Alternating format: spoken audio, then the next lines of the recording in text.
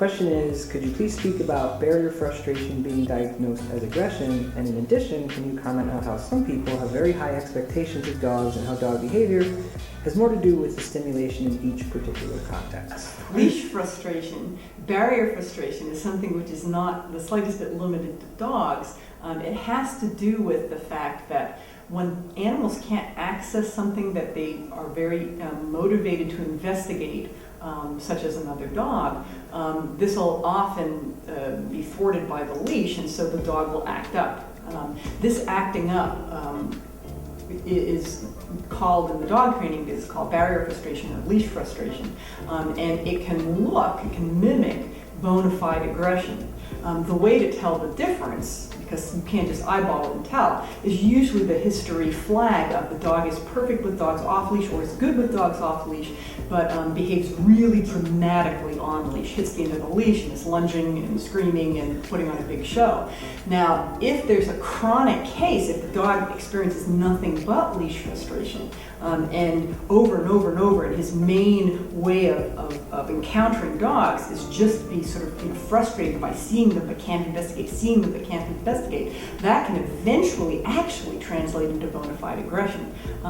But just seeing a dog go off on leash by itself is in no way a diagnosis. You can't know whether that dog is aggressive or not. You need to take some history. And certainly it's a risk factor for aggression. It can cause aggression or eventually help cause aggression, but it is not aggression itself. Okay, and then the second part is? The high bar. The high bar is, right? Yeah, high expectations. Yeah, the expectations that we have of dogs, my favorite analogy is the human analogy. We tend to lump all dog aggression together. If a dog growls at the food dish, or if a dog lunges at another dog on leash, we tend to sort of, whoa, this dog is one day going to kill somebody.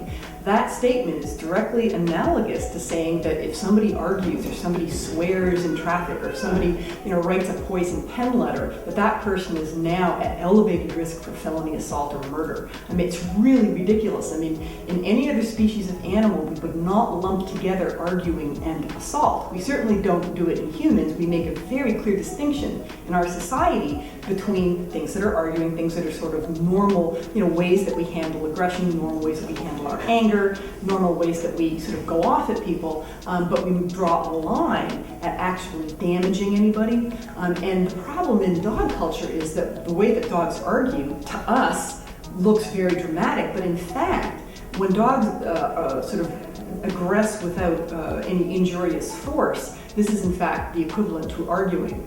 And so I worry very much about this lumping of non-injurious aggression with dogs that maim and kill people, because it's just crazy. Of course, if the dog eventually kills somebody, and this is such a rare thing, you can go back in the history of that animal and you can see, well, look, 2 years ago he was a little growly at the food dish. But that's ridiculous. It's like going into the background of a serial killer and saying, well, look, one time he argued. It's in the history of all beings that the normal stuff like arguing is going to be present. You can't then go retrospectively from somebody who offends, a dog or a human, and go back and say, well, look, there were the flags all along. It's just not, it's just poor practice. It's just ridiculous. So I think one thing that we could do is start drawing a line between normal levels of species typical behavior, the normal kinds of aggression that dogs do, the everyday stuff. They growl each other off, they growl at the food dish, sometimes they don't like the way they're handled, etc. And they don't hurt anybody. We need to make a distinction between that and dogs that actually harm people, which are the very, very small minority. The notion that people have that dogs are capable of the same moral ethics as humans? Yes. And how does this line of thought impede the progress in dog training and behavior modification? Oh boy. Here we go.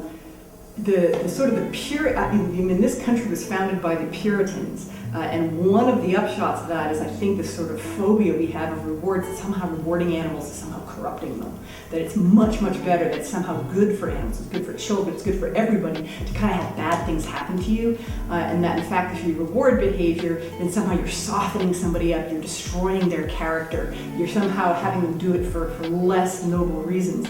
I mean, and from a behavior modification standpoint, this is catastrophic. because basically you're handcuffing yourself from competent execution of any basic training or behavior modification. And so where dogs end up sort of the victims of this mentality that we don't need to motivate them, they are born with this innate motivation, and so if some individual dog does not innately just want to do what you ask him to do, that particular animal is defective and therefore has a comeuppance coming to him, which is really, really, if you think about it, just Orwellian. I mean, to sort of say, well, you know, we don't really need to motivate the animal, and then end up, of course, forcing them, which is another brand of motivation. So I think one thing that would really help not only dog training but society in general is sort of acknowledging that properly functioning living organisms do not do anything for nothing. There is no free lunch in behavior. There's no free lunch in behavior modification. Whenever the gloves come off and you actually have to modify behavior, out come the motivators. If you look at everything from the developmentally disabled education to animal training to child rearing, anytime when the chips are down and we actually do have to change behavior, out come the real motivators. We do have to do that.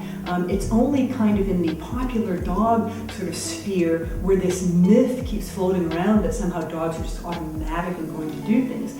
But I mean, I've got news for you. Dogs are properly functioning living organisms like all other animals, and they will not do something for nothing. So it is very normal to have to motivate dogs. The question then becomes, do you want to do it with force or do you want to do it with rewards? And people then vote with their feet. I think that's a very valid discussion that we could be having. What I think that impedes this discussion from being clear is those who are opting to motivate with force are not owning it. They're not saying that they're motivating with force. They're cloaking it in euphemism. They're cloaking it in all kinds of woo language, which really retards any kind of intelligent discussion about, okay, so how shall we motivate dogs? I mean, it is currently still legal to do all kinds of things to dogs that it was actually, 20, 30 years ago, legal to do to children.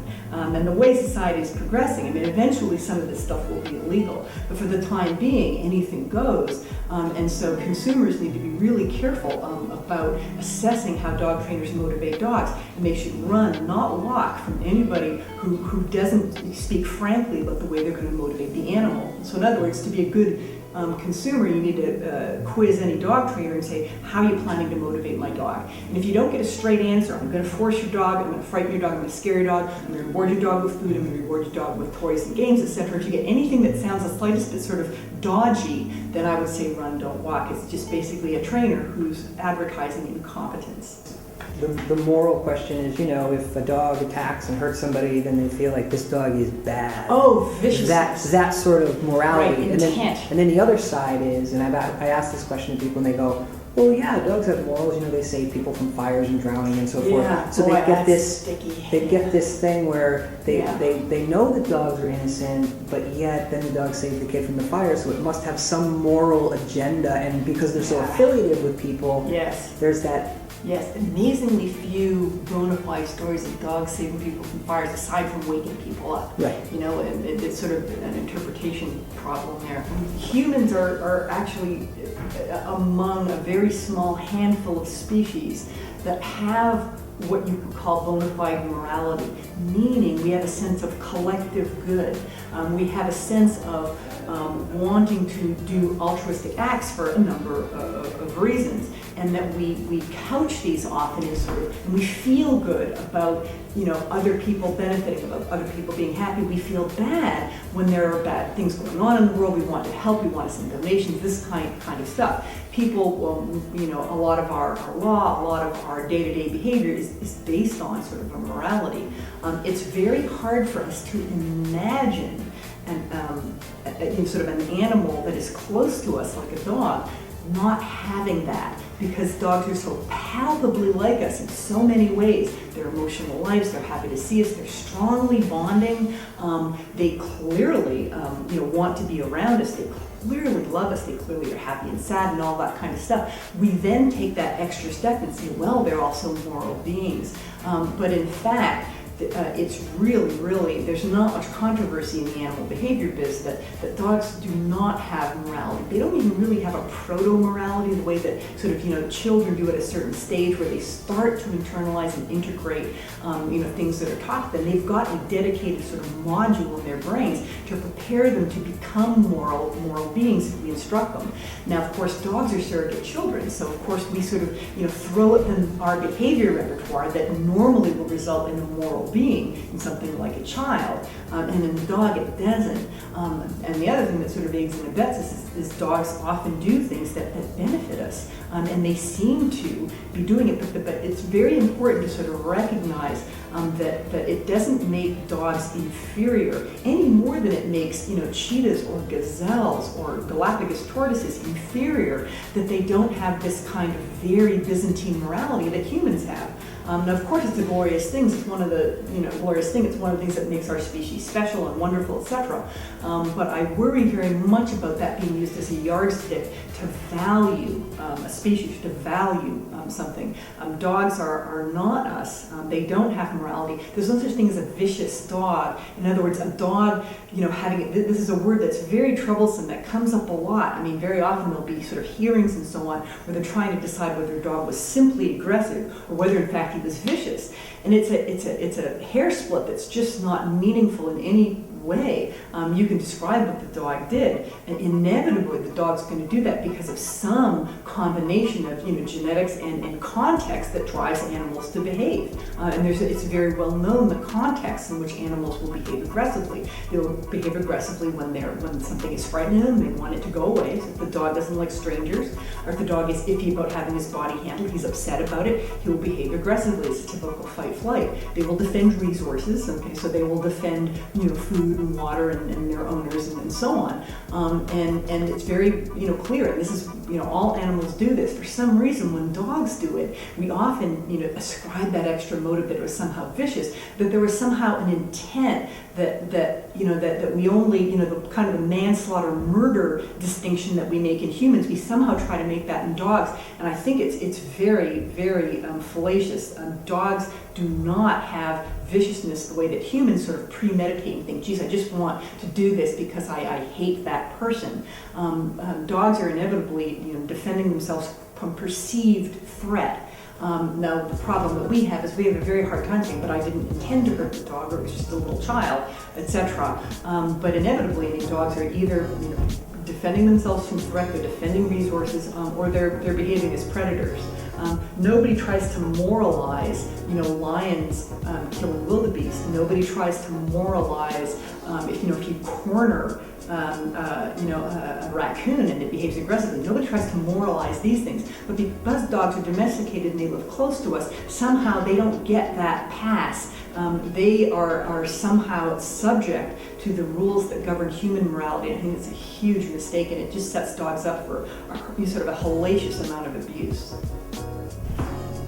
Nicholas Dogman said the same thing when I asked him about vicious dogs and so forth. I forget the questioning, but he said, I don't like the word vicious because it's taken from the word vice. And he said dogs don't have vices. No. They don't do cocaine and kill people. No, not for certainly not for sort of context. Yeah, it's really. Yeah, poor dogs. I mean, you think about it. What a raw deal they get. I mean, it's a species. I mean, they think, well, they have great lives, and many of them do. But it's like nature's cruel joke that they generalize fear so well. Yeah. It's kind of like, here you go, guys. Yeah. Good luck with this one. Yeah. I also I want to mean more and more. I want to throw the ball to breeders. Dogs that are inherently fearful. I mean, it's the hardest thing to fix, and breeders could probably breed them in 10 generations. And yet they're not.